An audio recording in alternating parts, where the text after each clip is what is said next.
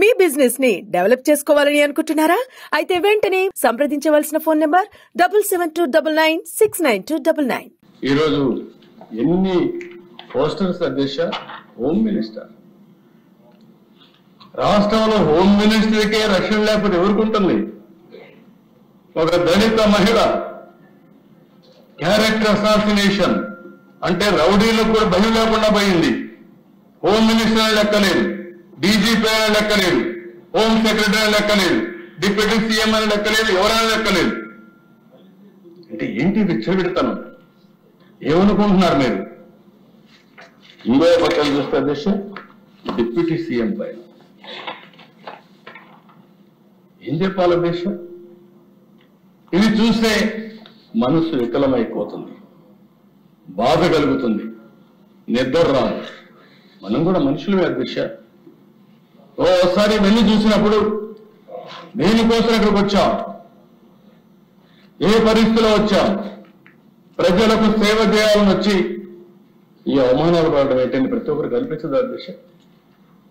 మీ మీద ఎంత చేశారు, ఇక్కడ ఉండే ప్రతి ఒక్క సభ్యులపై ఏం చేశారు అంటే ఒకప్పుడు అధ్యక్ష ఒక పద్ధతి ఉండేది, ఇప్పుడు పద్ధతి లేకుండా పోయింది. ఇష్టానుసారంగా చేసే పరిస్థితికి వచ్చారు. ఇండ్లలో ఉండేవాళ్ళ పైన, ఆడబిడ్డల పైన ఇష్టానుసారంగా కామెంట్లు పెట్టేయడం, ఇష్టానుసారంగా పోస్టులు పెట్టేయడం, ఆ పోస్టు తిరిగి వాళ్ళకి మళ్ళా పంపించడం అంటే ఎక్కడికి పోతున్నారని అడుగుతున్నా. ఇది ఒకటి రెండు కాదు అధ్యక్ష, ఒక పేటీఎం బ్యాచ్ పెట్టుకున్నారు, ఒక ఆర్గనైజ్డ్ క్రైమ్ అధ్యక్ష. ఈ రోజు మీరు చూస్తే ఒక YSR Congress party AP digital corporation government organisation, ఇందులో మొత్తం మనుషులను పెట్టి ఒక హైరార్కీ తయారు చేశారు.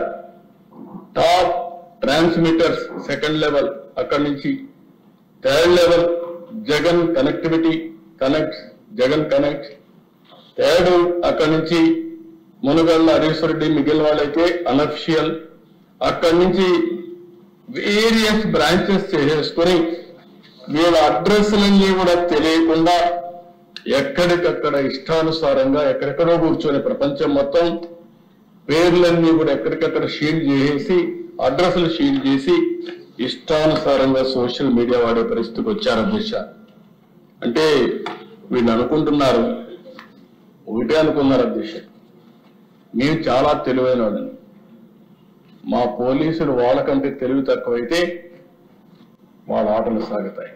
ఈరోజు చెప్తున్నా, ఇలాంటి చాలా చూసా.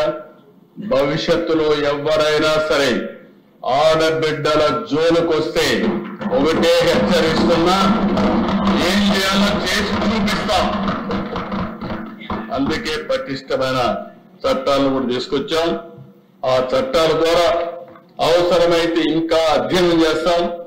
ప్రపంచం మొత్తం కూడా అధ్యయనం చేసిన తర్వాత ఇంకా పటిష్టమైన చట్టాలు తీసుకొచ్చి నేరస్తుల గుండెల్లో రైళ్లు పరిగెత్తించే విధంగా ఇక్కడ లా అండ్ ఆర్డర్ మెయింటైన్ చేస్తామని చెప్పి కూడా నేను మీకు తెలియజేస్తున్నాను.